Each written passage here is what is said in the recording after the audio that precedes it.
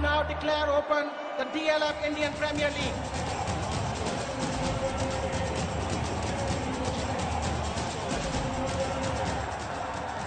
This is truly a momentous day for India and for the great game of cricket.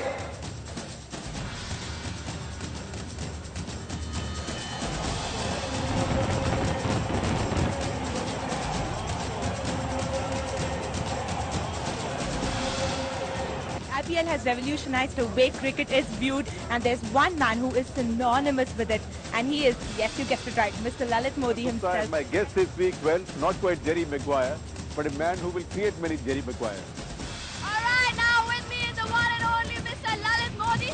I'm lucky. The IPL Commissioner Lalit Modi and Shashi Tharoor, the Minister for State for External Affairs, are set for a face-off. CCI then emailed a 34-page charge sheet against Lalit Modi. So finally, Lalit Modi is out. He's out of the IPL, out.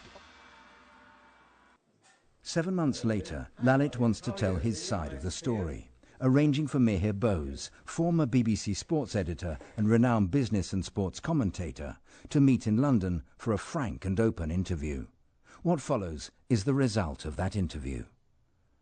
Lalit, isn't it strange you're in London? You face some very serious charges in India, allegations about your conduct as IPL Commissioner. India's just celebrated Diwali. What are you doing here? Well, I'm in London. I'm hoping that the inquiries that are going on in India will come to an end. We are answering all the questions that are required to be answered.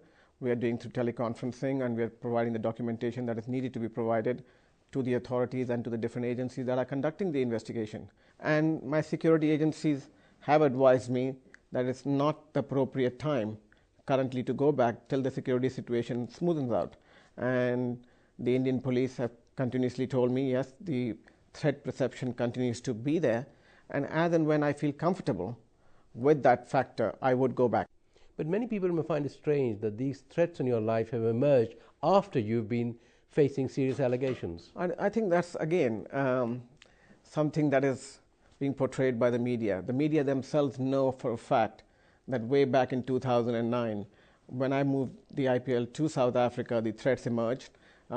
There was leads picked up and intelligence picked up by the police. I was given extensive security whilst in South Africa. On my return back to India, continuous security all the way through the current IPL, and the threat escalated prior to the IPL, and my movements were pretty much restricted from where I could go and not go. It wasn't something that has come afterwards. It's quite visible on camera. It's quite visible, and everywhere I went, that the amount of security that I had around me was inhibited my movements in and around India.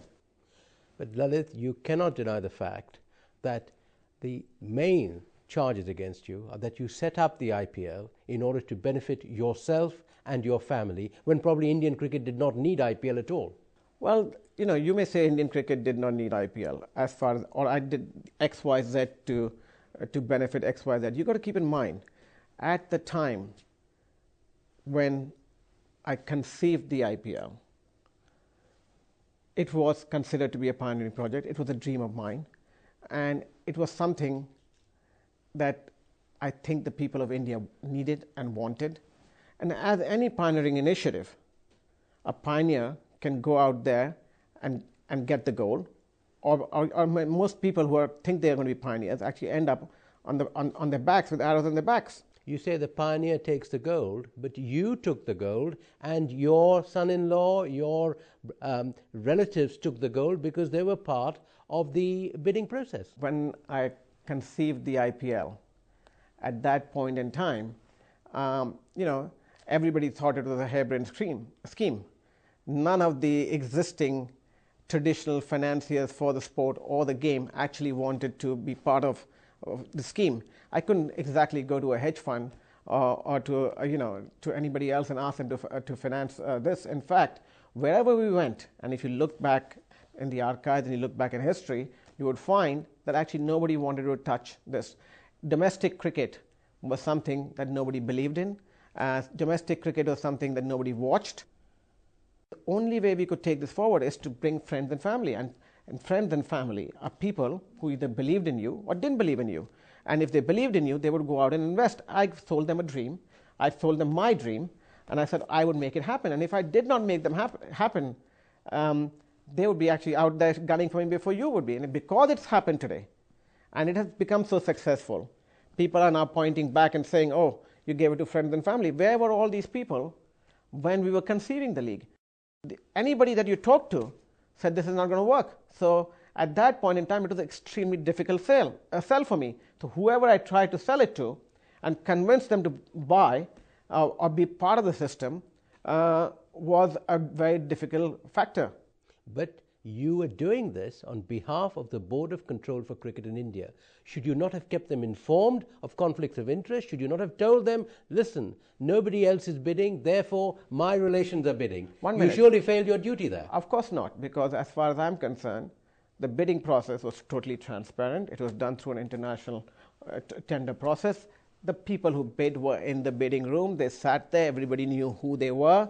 They all signed on the dotted line. They took the tender. They took the documentation. So when somebody turns around and says that they didn't know about it, it's absolutely a false story. They knew about it from day one. Everybody, and I mean everybody concerned, from the governing council to the BCCI members, were very much present in the room. And in fact, everybody was just happy at that point in time that we got 8 bids.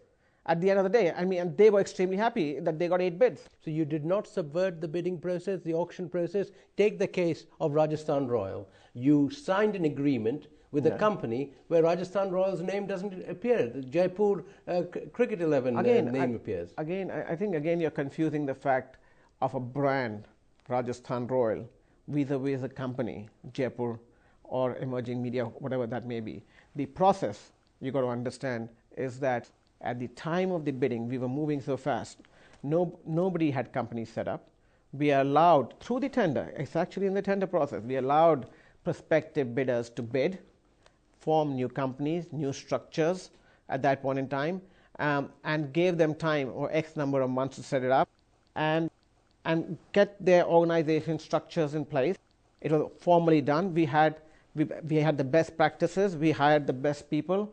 We cut no corners. We had people like IMG who were scrutinizing each and every document. In fact, they were the back-end legal people. In fact, I don't go around negotiating papers or documents or drawing up agreements. Those are the job of the lawyers.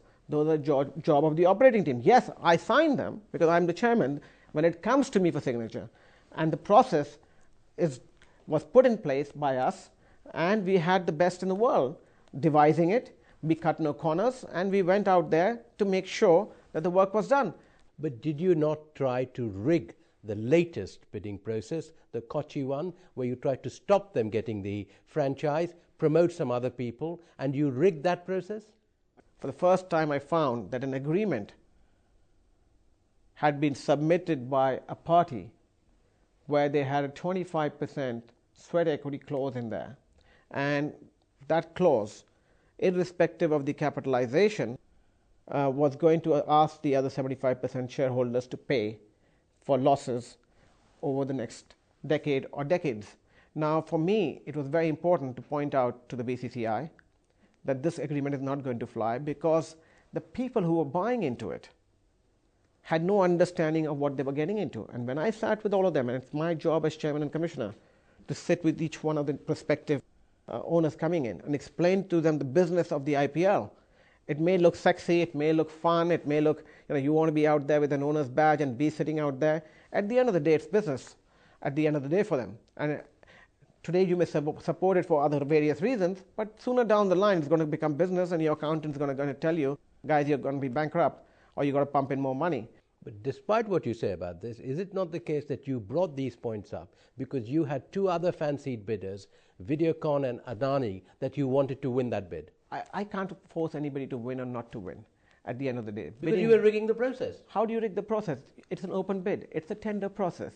You put the tender in, highest person wins. If that was the case, why did Adani not win? Why did Videocon not win? Sahara went and won at 370 million because it's an open process. Kochi went and won. If it was going to be a rigged process, they would have won.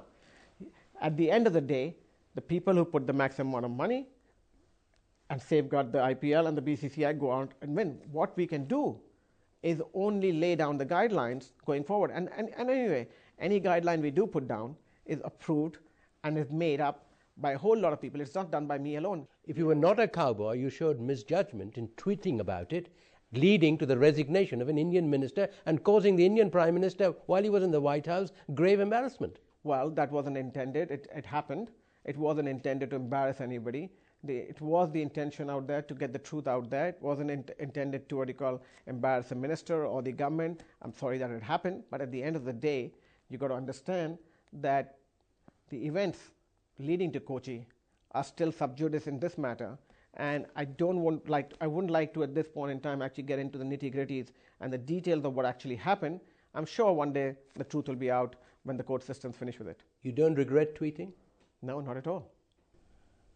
You say the BCCI made money, but they also lost $80 million as a result of the television deal you allowed Sony and WGS Mauritius to make, which was a very, very costly thing. Again, I think people don't, and it's good to throw numbers like 80 million into the air. First and foremost, let's just understand and be very clear in understanding this, that this is not how the business works. When we went out to market the rights of IPL, you'd be surprised sitting here today, there was one bidder. And that one bidder was World Sports Group. Sony actually bid and withdrew their bid prior to the bids even opening. ESPN bid, but they put zero number on the table, so their bid was disqualified. They said, we don't think this is going to work. We'll do a revenue share deal with you. The only company that actually put any money on the table above the minimum guaranteed amount was World Sports Group in the round one. And then they did a back-to-back licensing deal with Sony. Now, what's the job of a marketing company, which we all forget? A marketing company's job is to buy and sell rights. So if they bought a right, it's close to $2 billion, as an example. And they sold it for $2.80 billion to somebody, as an example.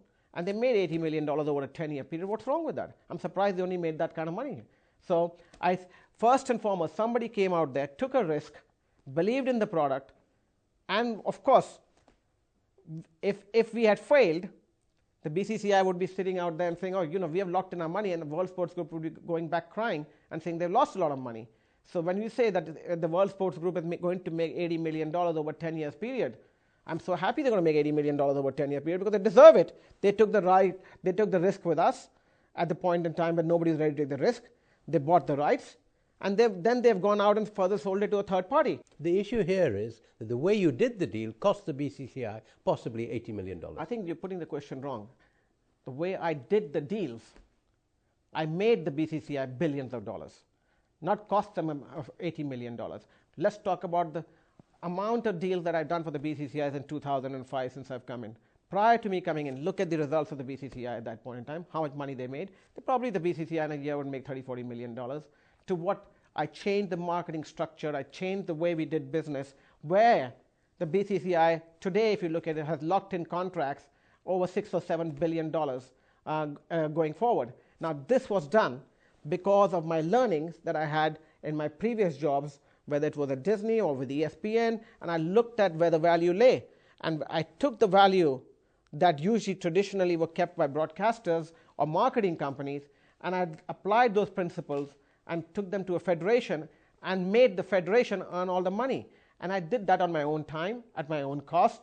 And we keep talking about $80 million I made the BCCI lost. What about the billions of dollars that I have made the BCCI? Well, I find this hard to understand. If you made so much for the BCCI and brought them such material success, why have they turned against you? This seems incredible. I agree. It seems incredible because I guess they didn't expect the IPL to succeed, number one. And as it has succeeded, I don't think, there's a lot of jealousy all around. And it's more than meets the eye. It's not only about the IPL. It's about the running of the BCCI. There are, vested groups out there trying to take control. And there's, more to it, but I'd rather not get into that right now. But you do not admit any character faults that this may have contributed, that you could not work with your colleagues? I worked with my colleagues. I worked with a whole lot of my colleagues. Everyone that I worked with is very happy. And first and foremost, every supplier of mine, every team owner of mine, every advertiser of mine, all the fans, all the boards that I worked with, extremely happy with the way I worked. Yes, some disgruntled people were there in the board. Yes, but I can't make everybody happy. At the end of the day, I have to go out and do what I have to do. I have to go out and deliver a product. And by the way, you're in the media business. Has anybody ever done it anywhere else in the world? Ever? No. The question is no. Has anybody made a successful league out of nothing? Ever? No. The question is no. Has anybody ever gone out and built a business model where everybody benefits from it? The question is, and the answer is no. Nobody has. So once I have done it, it's hit the limelight. It's hit the front pages of every newspaper. Of course, I've got the limelight. I've been awarded many awards, and I've been, talked about everywhere. It has upset some people. And at the end of the day, I'm not there to please everybody. I can't please everybody, and that's not my job. My job out there was to deliver a world-class league that benefits everybody, benefits the players, can build the infrastructure, can go out there and, with our heads high up to show to the world that, yes, we, modern India, can do it. And at the end of the day, it was the people of India and the fans that helped me do it. You said you've increased India's brand image worldwide, increased its cricket image, improved its relationship with other boards, but you seriously damaged its relationship with the English Cricket Board, as a result of which you've considerably upset Giles Clarke. I would really like to talk a lot about that issue, but the matter is under due process, and unfortunately I can't talk about it. But one day, I guarantee you, Mihir, I'll sit with you here and I'll tell you all about it. But you don't seem to be accepting that at any point in this, you're facing some very, very grave charges that you made any mistakes. You got to understand, I did things when nobody had done those kind of things. Of course, we may have made mistakes along the way. I'm not saying we made a lot of mistakes. We had hired the best people. We hired the best companies. We had people like IMG who would not allow me to cut corners. When you do things as far as innovating a product or coming out with a pioneering product, if ever anybody could do it, then I wouldn't be needed. When you pioneer a product, you come out with an innovative product, of course, when you're thinking outside the box, you are going to upset the old establishment. You are going to change rules. If we did not change rules, we would not be where we are. Cricket on its own is one thing. What we did is add cricket with the entertainment, with the glamour, with the Bollywood. There were a whole lot of different segments and thought processes that we put together and put out there, which has resulted in the IPL where it is today. And of course, it's upset some people. And of course, we may have made mistakes along the line. But I don't regret them, because if I hadn't made those mistakes, I wouldn't have corrected them and gone forward and made it better. That is why today we are the world's hottest league. You said you were an innovator with IPL. But in the process, did you not violate certain norms of Indian culture, the pom-pom girls, blonde pom-pom girls? If I were in India, I would see that as a slap for the Indian womanhood. Again, we did things that were out of the ordinary. We did things which embodied modern India. We brought in things that appeal to the youth. We are a country, but probably one of the only countries in the world which has the largest number of youth population. And we try to address what the aspiration of the young India was, modern India was, and that's what we brought in. And it worked. People like it. People love it. Everything that we've done out there is somebody's enjoying it. It's the first time that you talk about people. Actually, they talk about the IPL as a family product. They talk about IPL where the whole family, from the grandmother to the grandfather to the grandchildren to the wife to the husband, are all actually looking forward to watching a program together. They're not all going off in different directions, because there is something there that appeals to everybody in the product that we created. Again, as I said, it's a whole product. It's something that we conceived, taking different elements of trying to make sure that it appeals to the whole family. That is why it appeals to the advertisers, it appeals to families across the country. That's why it became the talking point, and that's why we have been able to deliver against every parameter to everybody. But in bringing these blonde girls in, were you not saying that Indian women are not beautiful? Of course not. We have one of the most prettiest women in our country, and they are part of the IPL. And we have many Indian women participating either as fans or in the stadiums or watching the product. And the objective was, cricket was a male-dominated sport, and had been 97% of all cricket matches were watched by males. And we have taken that product and basically taken that ratio up to having 40 or 50% of the people that watch the IPL are non-traditional cricket viewers and are women and children. And what has that got to say about the product? It's got to say that they love it. They love every element of it. Otherwise, they wouldn't be watching it. They would have thrown it away. And people have, very, very short attention spans. They have so much entertainment being delivered to them via 200 odd channels coming into our country. There's all sorts of entertainment coming into our country through the television tube. Keep in mind, we're a single television household still. Majority of the homes in India are single television homes. And people tend to, watch one or two of the programs. And in our case, the one program that everybody looks forward to watching and has delivered consistently the highest rating is the IPL.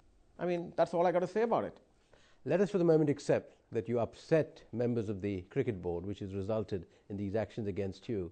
But given the fact that you're saying you are an innovator, you made a product to represent the new shiny India, why is the government against you? They are trying to take away your passport. Well, why the government is getting into what they're getting into is something that you've got to ask the government and not me. What I did is absolutely by the book of and the rules that we made, and we went out and delivered what we had to do. Currently, whatever is on is like a witch hunt, and I'd rather not comment on it. This is something that you've got to ask the government why they're doing it. The Enforcement Directorate says you're not answering their questions, which is why they want you to come back to India. Why don't you do that? It's absolutely, coming back to the issue about the Enforcement Director. We have provided every piece of document that is needed by the Enforcement Director. All I've said is because of security issues, I do not want to take the risk. For me, security is a very important issue. The security of me and my family is extremely important. But Chennai police have been told of a serious allegation of falsifying of books. Again, the Chennai police, what you're reading in the papers, I'm reading the same thing as what you're reading. I've been told in the papers that they find there's nothing substantial in there. This is what the BCCI Secretary, Mr. N. Srinivasan, has gone and filed charges against me in Chennai. Why in Chennai? Our headquarters in Bombay? We don't know. This is something, again, you've got to ask him. And we are very happy to cooperate. I'm sure the Chennai police are doing a great job and will do a great job in coming to the bottom of this.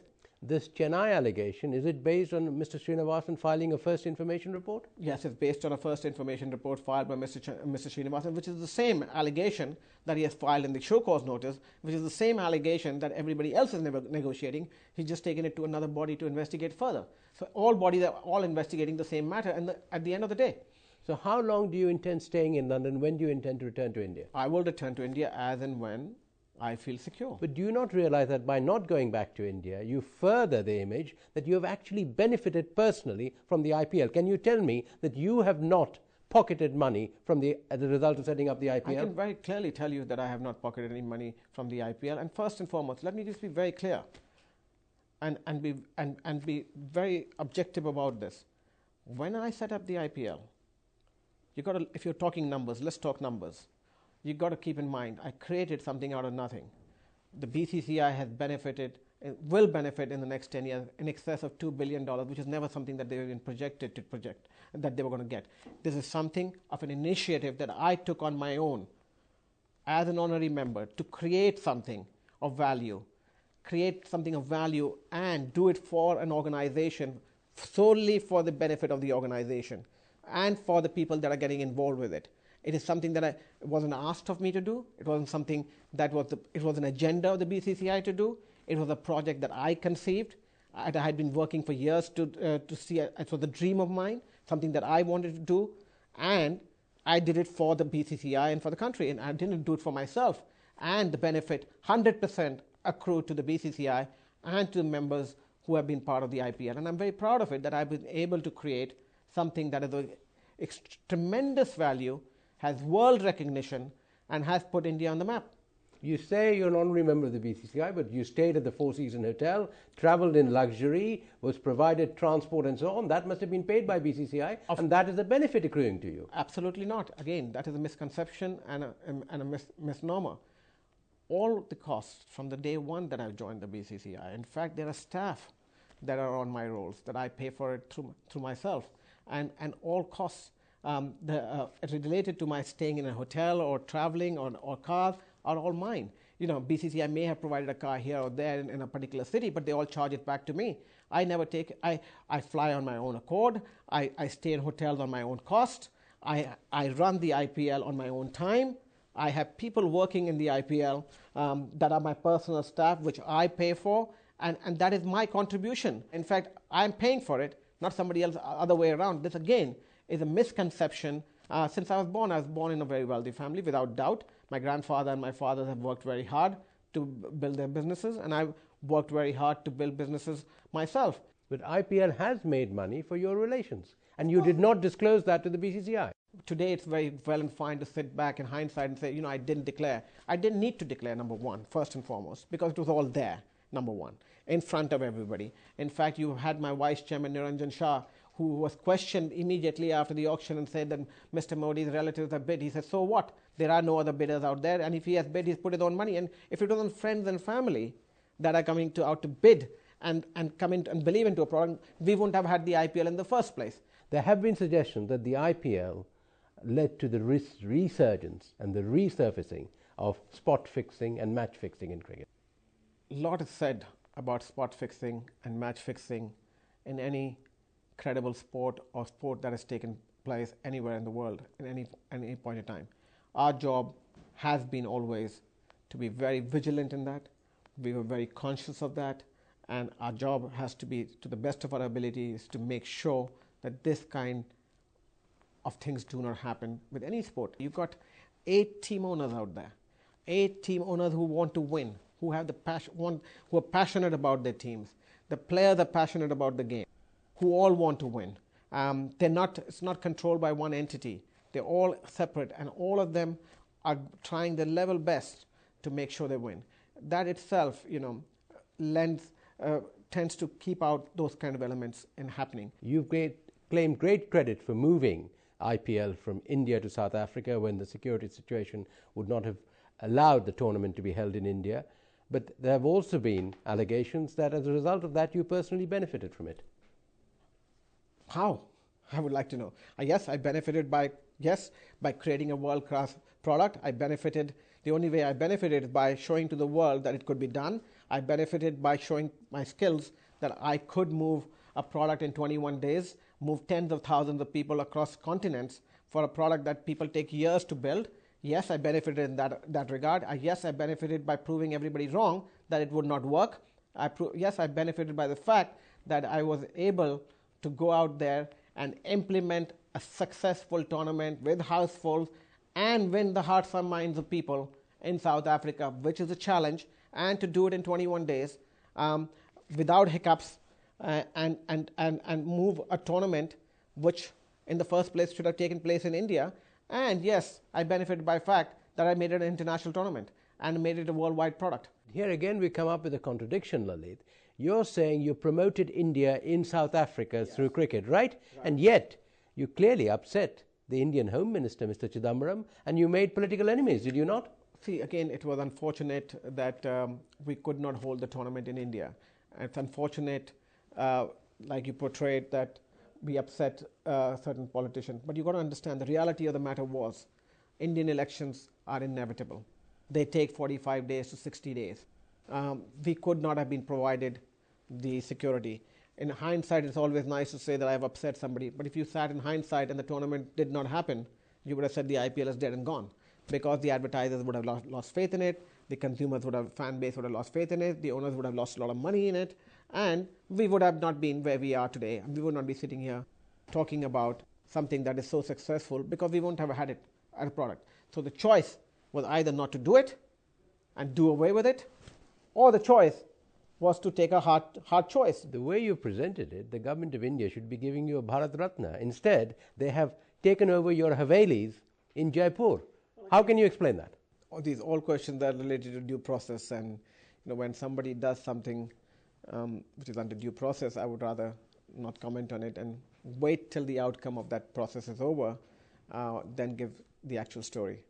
Isn't it a fact in the last few years we've had many sporting innovations? I'm thinking of the English Premier League, the Champions League and so on. It's only the IPL that has been attended by this sort of controversy, which suggests that you have behaved like a 19th century American buccaneer and cut corners and taken liberties with people, and that is why you're in this present position. I don't think so. What you're saying is right. I don't believe a word that you actually say is right. It's nice to put it like that and make it, it's a great headline. I'm used to that in one manner. But on the other hand, you've got to understand everything I did it to the best of my ability, and I did it with the best intentions and with the best team that we had. We thought outside the box. We created a product. The English Premier League wasn't created overnight. It took decades and decades. The English Premier League already had a culture. People already followed the Manchester Uniteds and the Chelseas or the Arsenals or the Liverpools. And it was the English Premier League came to be formed for television purposes, for broadening or enhancing the value of their commercial rights and putting it together in a systematic manner. We looked at the downside and the upside of every league, whether it's the NFL, whether it's the MLB, whether it's the J League in Japan, or the English Premier League. Each one has its upside, each one has its downside. They have a different system in it. How many teams in the English Premier League make money? You're sitting here, not many. They're all in debt. We had a debt-free model. Which league in the world is there that ensures equal performances by teams? That is what I wanted. Why did I want equal performance by team? Because as far as television is concerned, that's your bread and butter, whether we like it or not. Television pays for sports. Television builds leagues. Television builds sports. Without the television revenue, you can't go forward with anything. And we came up with a unique concept to build that. We came up with an auction process where all players were put into an auction. We gave everybody a limited amount of money, and all players could be only bought through that process. All teams could only spend equal amount of money.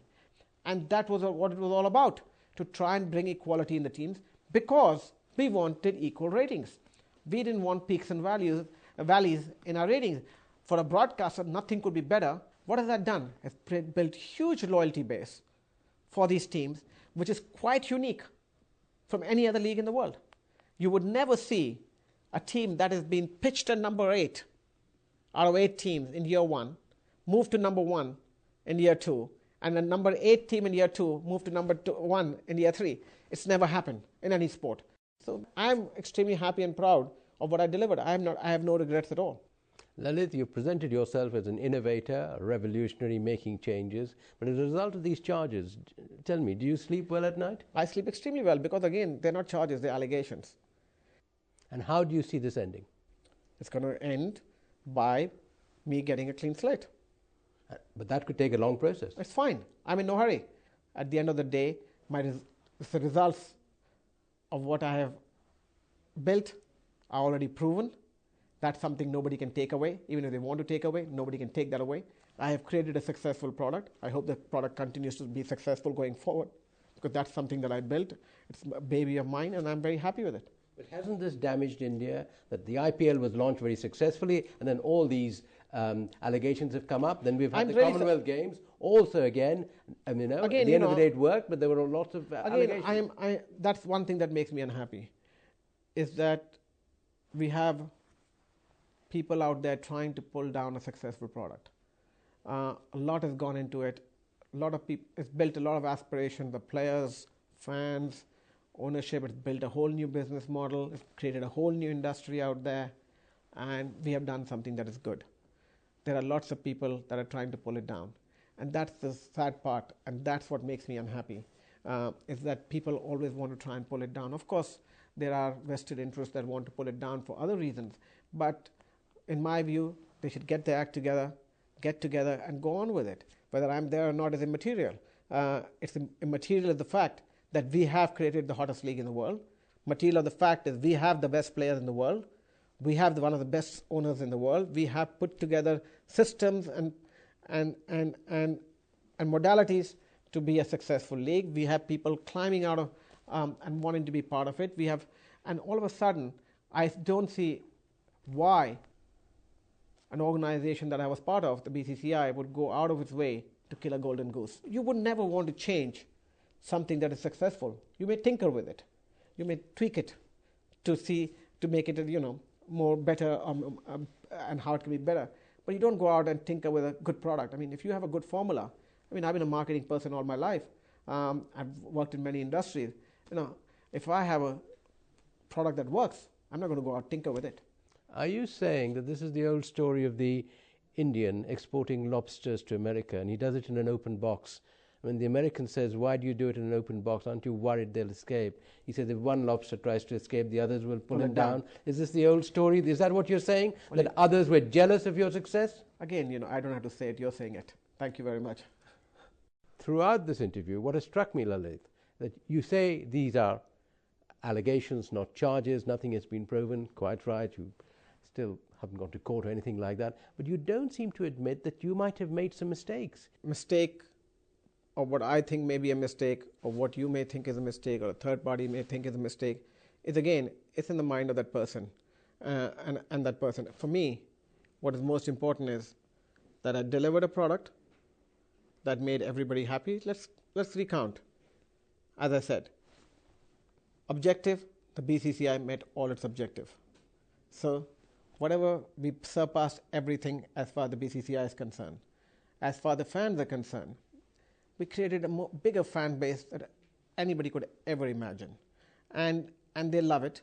Of course, you can tweak it and say, X, Y, Z should not be there or should be there. The players, nobody paid the players before. Today, the players have a livelihood. The players enjoy the game. It's most competitive cricket. And they are there to benefit. Sponsors, they're able to measure product, and all of a sudden, they have a great new vehicle that they can promote themselves in. Our broadcaster are doing extremely well with what they are, and they're calling it the icon product, and done extremely well with what it is. Infrastructure that we needed to build is growing. We have been able to put modern new infrastructure in. The Indian economy has had a great fillip for this. I think this lays the path for future great events to come. India is not just a small country where no big major events have taken place. This is an event taking place year after year after year, and we have shown that and can do it. Yes, you pointed out yourself, Commonwealth Games came. I think Commonwealth Games was a great thing for India to happen. I think the government had the vision to go out and bid for it. Of course, sitting back in hindsight, you could have said it could have been done earlier, the stadium should have finished earlier, but this puts us on the threshold of a new sporting culture that is bound to come into India. This allows us to think more bravely, think that we as a nation could one day host the Olympics. I think in my lifetime we would definitely look at hosting the Olympics, and it gives us the platform to show that we are a professional country. The business of sports has come in, and in our case, we got lucky. As Napoleon would say, you'd rather have a lucky general than a brave one. And of course, we got lucky with us as far as we are concerned, but we made it work. Mistakes are made, but you learn from them and you carry on from them. In my case, as a pioneer and as an architect or a founder of the IPL, I started with nothing. I started without any knowledge base. It wasn't done before. We built on it. But I am proud of what I did. I have no regrets. And if I had to do it again, of course I may do it with a little bit change with the knowledge that I have. But if I didn't have the knowledge I had in the first place, I wouldn't have been able to create what I did in the first place. Thank you. Thank you very much. Thank you very much. Thank you for having me.